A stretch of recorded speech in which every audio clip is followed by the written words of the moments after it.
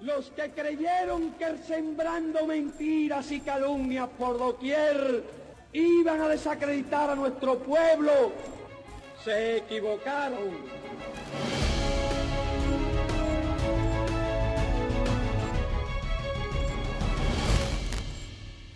Un bloqueo que niega derechos. Los cubanos y cubanas hablan. Así titularon la organización no gubernamental Oxfam y el Centro de Investigaciones de la Economía Mundial de La Habana, un documento publicado hacia fines de 2021. El informe evidencia el impacto del bloqueo del gobierno de Estados Unidos sobre el desarrollo, la producción alimentaria, el trabajo femenino y las personas vulnerables en situaciones de desastres y de emergencia sanitaria en Cuba. Oxfam es una confederación internacional que en cualquier escenario promueve el desarrollo con justicia y la erradicación de la pobreza. Luego de más de 3 décadas de permanencia en Cuba, esta ONG aseguró que las medidas coercitivas unilaterales del gobierno de Estados Unidos contra Cuba constituyen un gran obstáculo para el ejercicio de los derechos del pueblo cubano. Después de casi 3 décadas de trabajo en Cuba, acompañando a comunidades y copartes, partners, socias, instituciones locales a lo largo y los anchos de las islas, podemos decir que las sanciones de Estados Unidos hacia Cuba son una fuente importante de pobreza y desigualdades. Pues.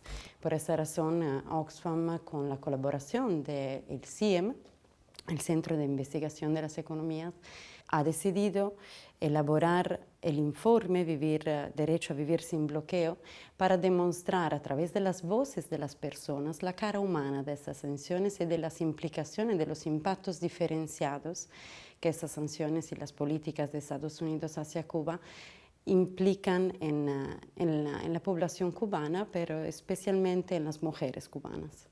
Hay una frase de un comediante, un dramaturgo latino, Terencio, que dijo que nada de lo humano le era ajeno.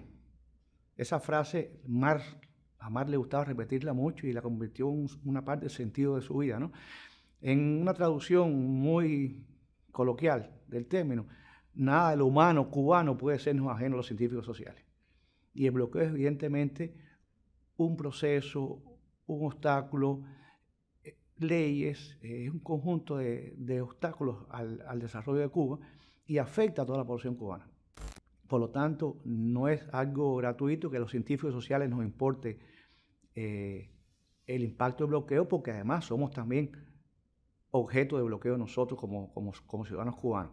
Yo quisiera que no hubiera bloqueo, porque eso es violatorio de los derechos humanos.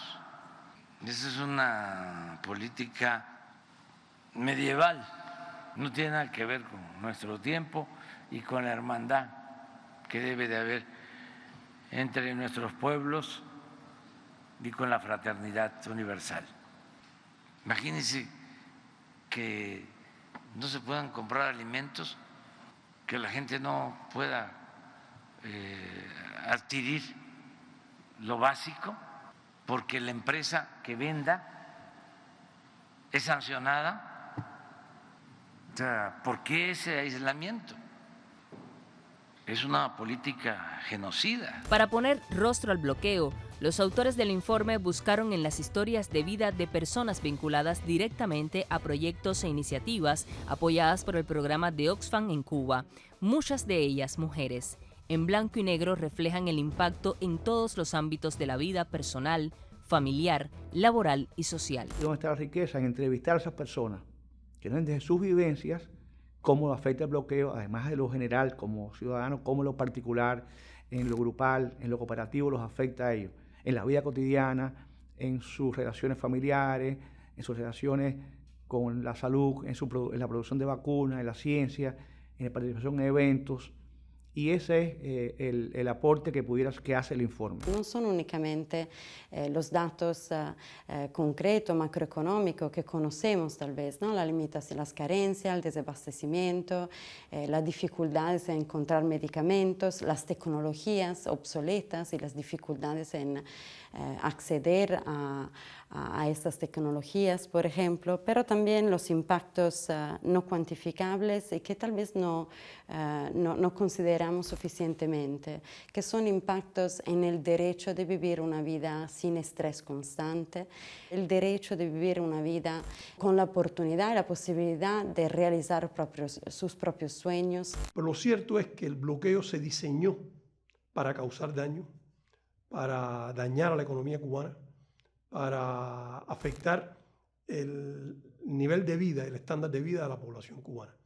Así está escrito en documentos oficiales del gobierno de los Estados Unidos, algunos desclasificados de los años 60, que dicen claramente que el propósito es deprimir los ingresos de la población, afectar sus salarios, sus fuentes de sustento, provocar hambre, provocar escasez, provocar desesperanza y provocar irritación en la población como modo de ejercer presión sobre el gobierno y derrocar el gobierno revolucionario cubano. Siguiendo ese mismo diseño estratégico de los años 60, a lo largo del tiempo, similares ideas fueron repetidas por políticos estadounidenses. Es el caso de James Helms y Dan Burton, Robert Torricelli, Bob Graham, Marco Rubio, Mauricio Clever Carón, Mario Díaz Balart, Bob Menéndez y otros que visualizan en el conjunto de las medidas coercitivas una forma de dañar sensiblemente la economía cubana e influir en el apoyo al gobierno de la isla. ¿Cuántas personas en Cuba tienen familiares, hijos, hijas o padres y madres en Estados Unidos o en otros países? Y por las limitaciones de las sanciones de Estados Unidos es muy complicado, a veces imposible, viajar o recibir visita de esas familias en Cuba. Esas son limitaciones en el disfrute de los derechos de las personas en general. Por ejemplo, por las remesas.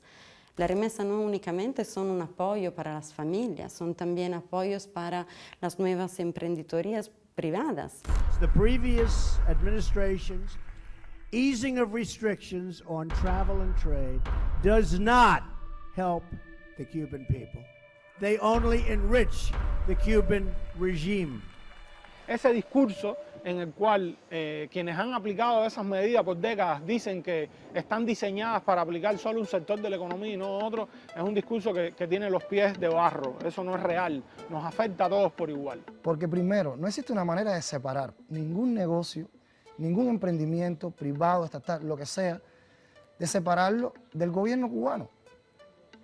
Porque es un país y cada país tiene su gobierno, tiene sus leyes.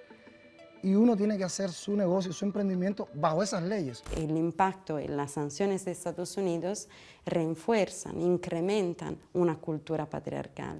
Y esto implica que alimentan estas dinámicas que impiden a las mujeres y a las mujeres rurales, en este caso, realmente de poder realizar sus propias iniciativas y sus sueños a nivel también económico.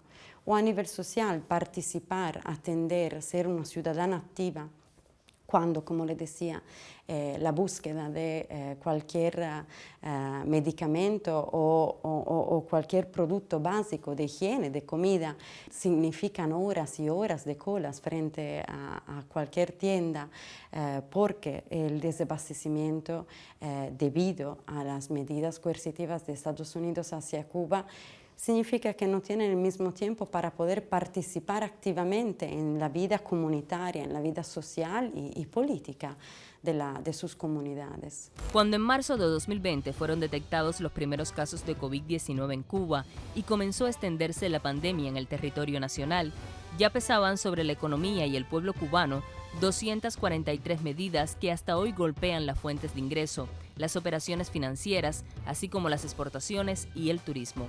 Al mismo tiempo, las decisiones unilaterales por parte de Washington fracturaron las relaciones entre las familias de Cuba y el exterior. Uno puede entrar en detalles sobre lo que significa, que no solo no puede Cuba comprar nada en Estados Unidos, no puede vender nada en ese mercado.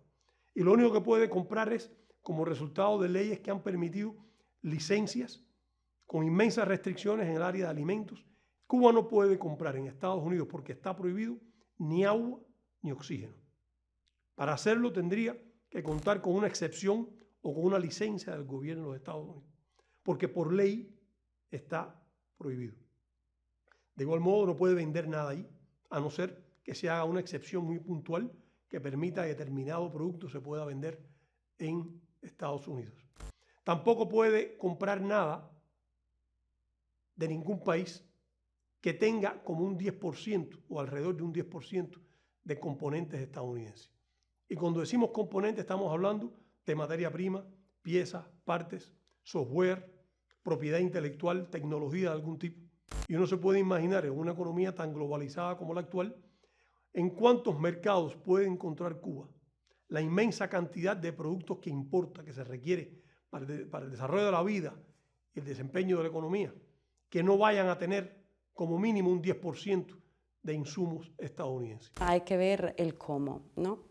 El por qué ha impactado tanto el bloqueo en estos últimos años de pandemia. De un lado, no ha permitido, como para la población en general, la adquisición realmente de bienes de primera necesidad, pero también de primera necesidad por el sector de la salud pública, como equipos médicos, fármacos, medicamentos, como también los reactivos para detectar la enfermedad y los demás elementos, no sé, químicos y productos que se necesitan en la producción de las vacunas. Esto sabemos ser un problema global, un problema colectivo que se necesita resolver de forma colectiva.